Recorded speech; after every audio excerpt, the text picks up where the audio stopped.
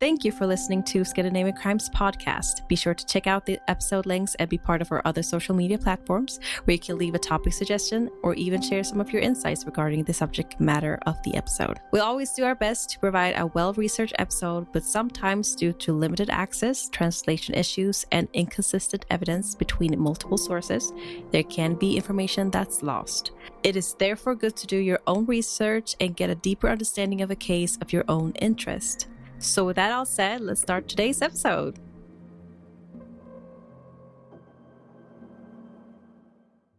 Welcome to Scandinavian Crimes. My name is Devante, and say hello to my lovely co-host, Delila. Hi. And on this podcast, we talk about famous Scandinavian criminals who made their mark throughout Scandinavian history. So what's up, y'all? Welcome back to another episode. This episode is going to be a very gruesome episode for sure. On October 1994, during the final years of World War II, a woman's dismembered body was found across Copenhagen, some parts in a suitcase, others in a box, and her head floated in the Christianshavn Canal. While the war had brought hardships to the country, this brutal dismemberment murder stood out, raising fears of a serial killer like Jack the Ripper. Who was a victim and who was a killer? I guess we'll find out, or maybe we won't. Who knows?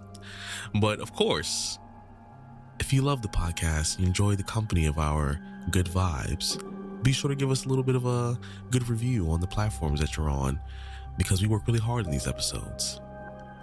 And without further ado, you already know what I'm about to say. Grab your tea, grab your snacks. If you're on your way to work, tuck yourself into a nice little corner on the train or the bus, and lock in as we discuss the dismemberment and the murder of the woman in the suitcase.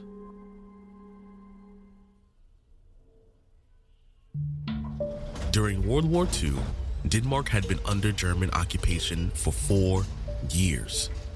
By 1944, Danish resistance was growing, leading the Germans to tighten control over society, including the police. That summer, increasing resistance in Copenhagen made the Germans suspicious of the Danish police. Questioning their loyalty, they decided to restructure the force. Until the reorganization was complete, a state of emergency was declared in September 19th, 1944, suspending the Danish police from their duties and throwing law enforcement into chaos. Police stations across Denmark were raided simultaneously to arrest all on-duty officers. In some areas, this led to violent fights, resulting in casualties. Nearly 2,000 officers were captured and sent to concentration camps, while others went into hiding. With no police left, crimes went unchecked, and the public was left in fear. The dismembered body was discovered just before the police purge. With the law enforcement gone, fears of a serial killer on the loose intensified, creating widespread panic in an already chaotic time. As the war neared its end, violence became commonplace in Copenhagen, dead bodies in the streets and gunfire echoing through the city. In such lawlessness, police grew desensitized and criminal acts flourished. Without a functioning justice system, unchecked violence, opportunism, and revenge became inevitable. The German criminal officer assigned to the criminal cases offered little assistance. The few remaining Danish police officers at the station also held back, fearing accusations of aiding the rebellious Danish resistance. During these difficult times, a new municipal watch force was formed. While they were honorable and capable, they lacked the proper training for the police work. With no investigative experience or weapon proficiency, they carried only batons and were limited to making arrests based on clear and immediate evidence. They could not conduct thorough investigations, leaving crucial forensic work undone. Normally, a crime scene, especially one involving body parts, demands a large-scale response, including forensic specialists, medical examiners, and coordinated interrogations. Without trained investigators, evidence is poorly handled and the case stalls, putting authorities at a severe disadvantage. The dismembered body parts found around the city were sent to the Forensic Institute, Even though they suspended the police force, some authorities worked to maintain essential societal functions. The Forensic Institute remained operational, allowing the examination of remains. While their tools were more limited than in modern times, experts could still perform autopsies, tissue examinations, and basic chemical tests. Without modern tools like DNA testing for advanced imaging, they manually assembled and examined the bones to confirm they belonged to the same person. Forensic experts confirmed the body parts belonged to one woman, estimated to be 25 to 30 years old, about 165 meters tall, with dark blonde hair and likely of German descent. Beyond the items found with her, a crucial clue in her dental work points to the Central European origin, likely from southern Germany, Switzerland, or Austria. The Germans withheld the investigative information and kept things quiet, fearing it could spark more resistance against their occupation or reveal a scandal within Wehrmacht. The investigation went nowhere, and the occupation continued for another 6 months. With fear and uncertainty gripping the city, many residents, especially women, stayed indoors, anxious about what might happen next. Rumors spread, including fears of a serial killer targeting women. On May 5th, 1945, after 5 years of German rule, Denmark was liberated. By May 24th, the Copenhagen Watch Force returned control to the police, ending 7 months without law enforcement. Overwhelmed with the backlog of cases, the police prioritized non-political crimes, including the long-forgotten case of the dismembered woman from October 1944. The case of the dismembered woman was reopened, but the police faced major challenges. With no clear crime scene and body parts scattered across multiple locations, tracking the killer's movement was nearly impossible. Starting from scratch, they relied heavily on witness testimonies from those who discovered the body parts. The investigation soon centers on the boxes used to transport the body parts. These suggest the woman may have been German, leading to theories that she was brought to Denmark by the German military or a Danish husband. In most murder cases, the first suspect are those closest to the victim, so investigators began looking into her immediate family. Danish police searched for a Danish man with a German wife, but with bureaucratic chaos and limited resources, the task was difficult. They turned to the Rigsråd registry for citizen records, hoping to find a German woman who had been moved to Denmark. However, since the police purge, the registry hadn't been updated, making the search even harder. During the German occupation, tensions were high for Germans, especially those married to Danes. After the war, being German was heavily stigmatized, affecting the relationship of entire families. Eventually, the police were able to find the suspect, Richard Peterson, a young Danish butcher apprentice with German roots. His wife was missing, and when confronted, his explanation seemed unconvincing. During the autopsy, forensic experts discovered that the woman's head had been severed with the butcher's axe, as indicated by both crushing and cutting marks on the bone. During interrogation, Richard explained that he met his wife in Germany while working at a slaughterhouse. One night, he persuaded her to return with him to Denmark by promising access to fresh meat products. At the time, she was pregnant, but not with his child.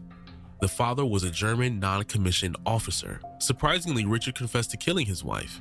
He claimed his wife was a staunch Nazi who made increasing demands after their marriage. They moved to Denmark during the occupation, but she continued to hold strong Nazi beliefs. He says she later pressured him to join the German intelligence, offering payment from the authorities. When he refused, he saw no other option and took her life, believing it was the only way to prevent further danger. In court, Richard claims he had no choice but to kill his wife. When asked if she was truly a Nazi, he replies, yes, she was completely crazy. Richard portrays his actions as justified, claiming his wife became so radicalized she threatened to report him for treason. The press took great interest in the case, largely accepting Richard's account. They depicted his wife as an outspoken Nazi, reinforcing his version of events.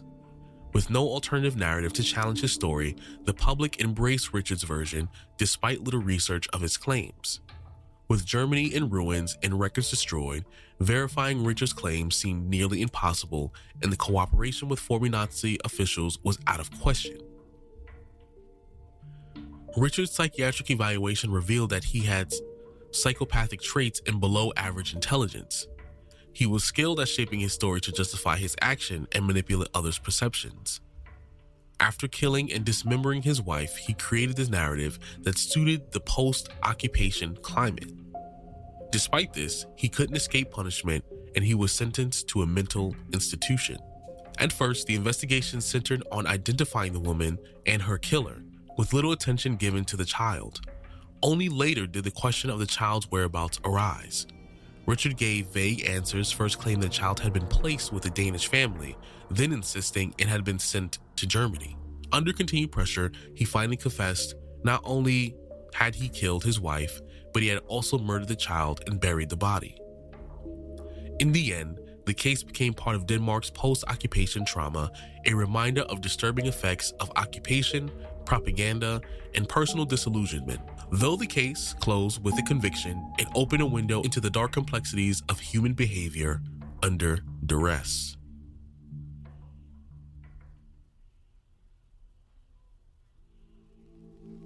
So, there's a lot of things I want to talk about regarding this case. First of all, it was, how the media was because of the whole revolution and about post German occupation times. I feel like he was very favored by the public because he created this narrative of the wife being a Nazi and have strong Nazi beliefs.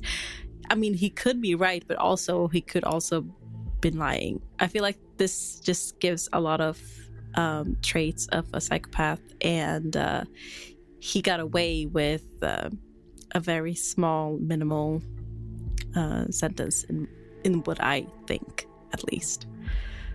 Yeah. I feel like he was like, I'm going to use this to my advantage, and he did. Yeah, I can agree. But also it's very difficult to tell whether or not he's telling the truth. Like, I am not defending because I don't know. Personally, I really don't know, but it could be that he really could. That could have been the case. That because also wasn't he from Germany? He had roots from German. I think he was German, honestly. Yeah, I think he himself was from Germany because she said she was going to report him for treason. Yeah. So he was German himself. So, I mean, it's possible that he wanted to run and then not be a part of that. And then she could have just been like, oh, you're a traitor, blah, blah, blah. Especially if she was previously with an active Nazi lieutenant or officer, whatever the case may be. But also I think it is suspicious as well because it is very convenient because the body was found, months before they even did most of the investigative work, trying to backtrack. So but not only it's just that, weird. There's only one thing that he said. He was like, she increased her demands, which I found was very interesting because it's like, it wasn't really specify what type of demands, but like usually he should have started off by saying her beliefs was very, her Nazi belief was very strong and it got worse. But basically his problem at first was that she was demanding a lot when she was pregnant and stuff. And I'm like, okay. And it seemed like what I understood it wasn't specifically her beliefs. It was also other things as well. So that's why I was like, I feel like something is off. So yeah, it's also entirely possible that what I truly think is happening. I think it was an aggressive thing. He was, and then he was somebody who wanted to take advantage of the war going on, killed her, then dismembered her body under the expectation that, I can get away with this, because the war happened. I can just say this, or maybe he wasn't even expecting for the police to arrive due to the fact that they were basically taken out of the area for approximately 6 to 7 months because of the occupation and their investigation into the police force assisting with the resistance. So, it's entirely possible this is just strictly a moment in which he felt like he could take advantage of what was going on to do what he wanted to do, especially if he showed psychopathic tendencies. But also, I will say this. It's hard to tell if he really has psychopathic tendencies because this is 1944. And their understanding of psychopathic tendencies, mental health, all this other stuff is very, very wrong around that time period. He could have been a very good manipulator. He could have been, but with also anger issues, we would know. Yeah, and so I know like it's entirely possible what they said was true, but also I have to acknowledge the fact that back in the day, they used to think people with mental illness, there was something wrong with them in terms of, oh no, you just need to shock them to death, or the way that they would treat people who even would acknowledge having depression. They would beat people for stuff like that, thinking they can beat it out of you. And this is still early, like I said, this is hovering close to the 1900s, but like mid 1900s, like, close to the 1950s, but still they had a very bad way of dealing with people who had any kind of mental health issues. So I'm not ignoring the fact that it's possible, but I'm also acknowledging that it's entirely possible as well that their evaluations were not up to par compared to modern standards. So I agree. It's really hard to tell. And also something that we have also noticed as a pattern is how media, even back then, but we also have had covered modern cases that do the same thing, that media can influence the end result of the case and the public's view of the case. And in this case, it was very obvious how the media was like just fully embraced Richard's story, and because there was no way to prove otherwise, they just believed it. And it also, in this case, it influenced the case or the trial as well. Yeah. So it's kind of tricky with these kind of things, especially a case this old, because and even some information that might have been... This was also very political. Yeah, this is a very political thing. So it's very hard to figure out what it is and what it isn't, because there's a lot of things that are influencing the case politically. The media was involved. So even when information is recorded, as much as the person recording it tries to be objective, we're all influenced by external factors, and even our own bias and opinions can influence how we record information. So there's no real way to know what happened. My personal belief is probably he was just someone who was trying to take advantage of the times and thought he wouldn't get caught, but it's entirely possible we both could be wrong. So that's pretty much all I have to say about it. I don't know about you. Yeah. But actually, no, I'm lying. I will say one thing. Okay. I want to find out what happened to, did he really kill the kid, or did... Yeah, it was very... because he said he buried it, but they never followed up about the kid. Yeah. Because, he was giving a very mixed... how do I say it? But, very mixed statements about what happened with the kid. So it's very hard to know if the kid actually is alive or dead. They never found the kid. Yeah. So, and also the kid was very overlooked during the whole investigation. So it's actually hard to say what happened with the kid. And the police had so many other cases to deal with, and they basically was like, okay, well, it wouldn't be weird if he also did kill the kid.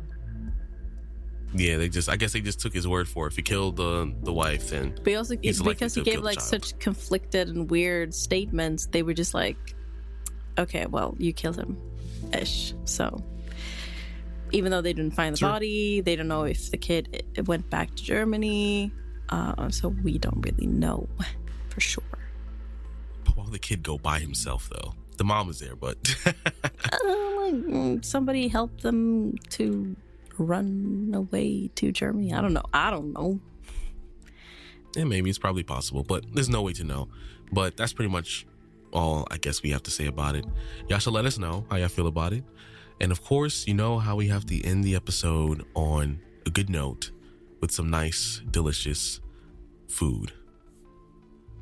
I feel like my throat is getting iffy again.